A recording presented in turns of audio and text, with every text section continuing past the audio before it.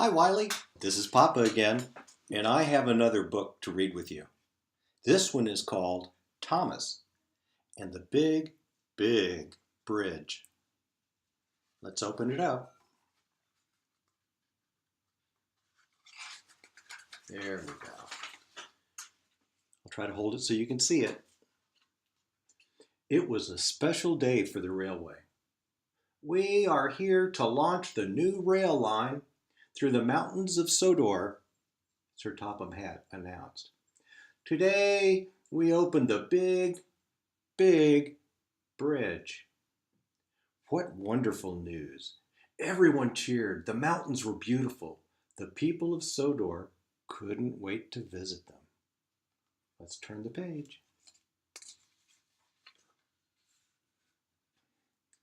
Everyone wanted to see the big, big bridge. It had towers so high the tops touched the sky. And the valley beneath was so deep that when you were on the big, big bridge, you could barely see the ground. Thomas was excited about the new rail line. This really is a special day, he said happily. Then Henry chugged up to Thomas. The big engine frowned. Let's turn the page and see why.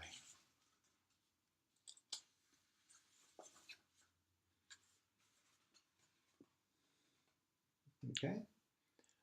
I don't want to go to the mountains, Henry said nervously. It's windy up there. Very, very windy. Henry didn't like the wind. Henry didn't like rain or snow or hail either. You're a big engine, Henry, Thomas said. You shouldn't be afraid of a little wind. But Henry was afraid. And that made Thomas a bit afraid too.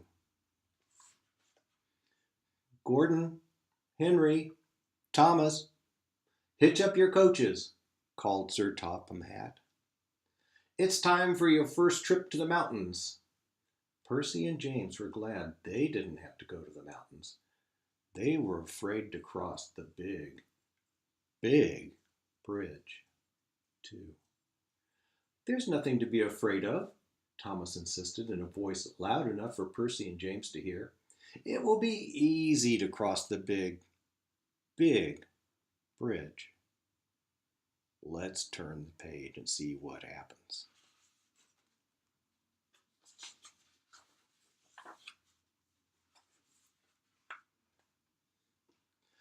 Thomas and Henry chugged to the platform.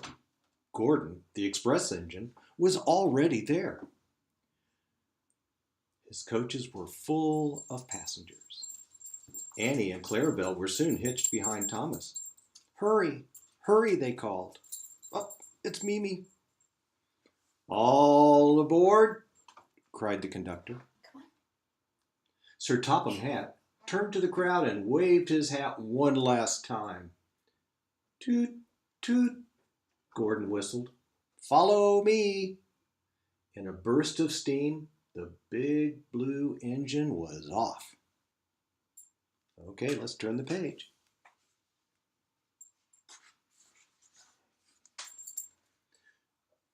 Soon the trains were rolling through the countryside in a long line. Gordon took the lead. Behind him chugged Henry. Then, because he was the smallest, came Thomas.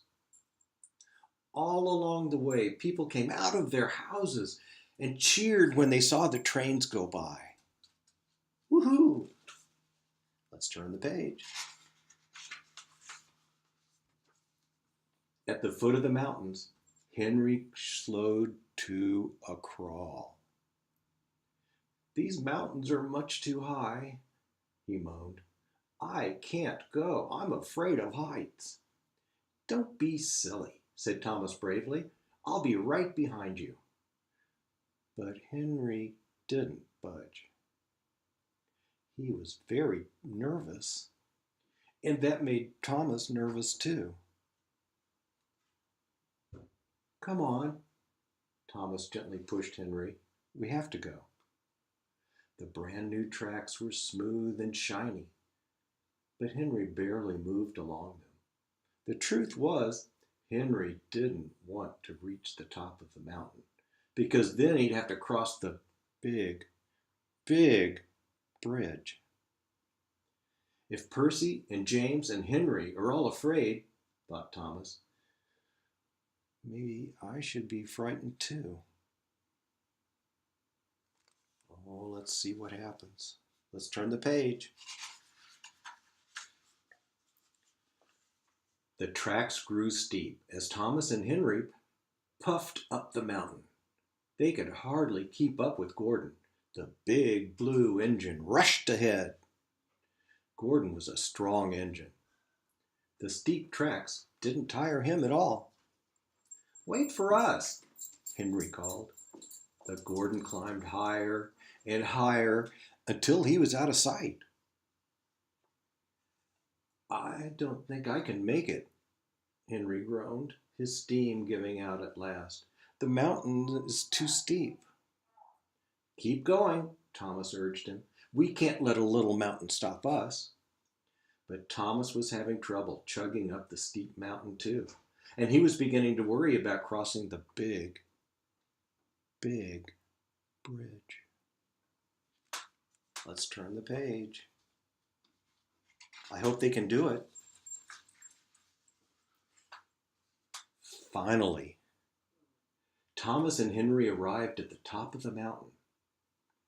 There it was, the big, big bridge. And it was high. It was windy up there too, very windy. I won't go," Henry declared. "But we have to cross," Thomas said bravely. "Our passengers want to see the mountains on the other side." "Hurry, hurry," Annie and Clarabelle cried. The coaches were so excited that Thomas had trouble keeping them in line. Thomas searched the tracks ahead. Gordon was nowhere to be seen. He had already crossed the bridge and rolled into the mountains beyond. Thomas and Henry were alone. "I'll go first," Thomas said at last. "Then you can follow me, Henry." "If the wind blows, close your eyes," Henry said. "That way you won't see anything scary." Ooh, let's turn the page. Maybe there's something scary to be seen. Click-clack, click-clack, click-clack. Thomas began to cross the bridge.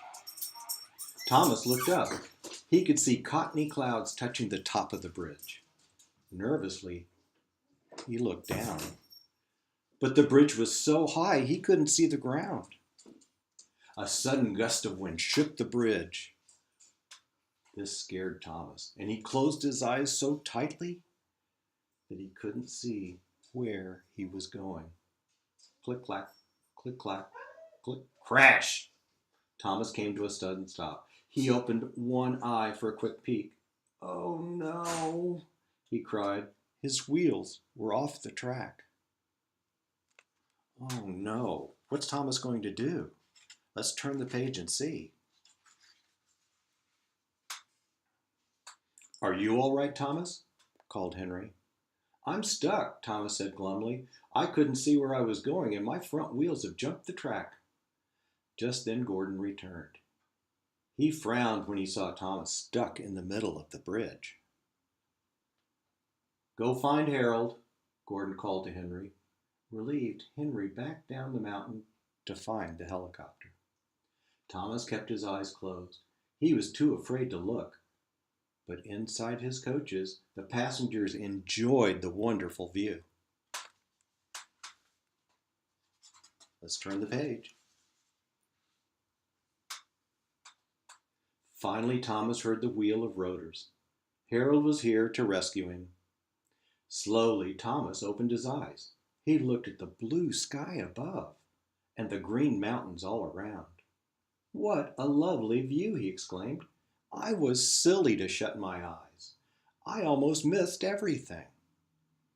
"Hitch the rope to your buffer and hold on," Harold cried. In no time at all, Harold had lifted Thomas back onto the tracks. Thomas backed up where Henry waited. "Come on, Henry," said Thomas.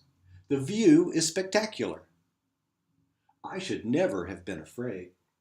With that, Thomas turned and chugged happily across the big, big bridge. Henry watched in wonder.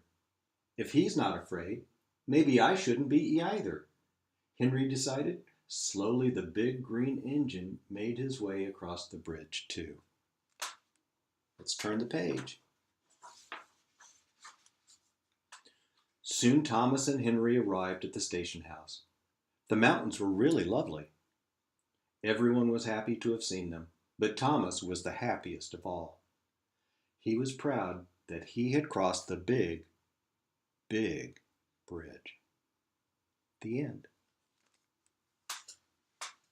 Okay, I'm going to send these books to you, Wiley. I love you.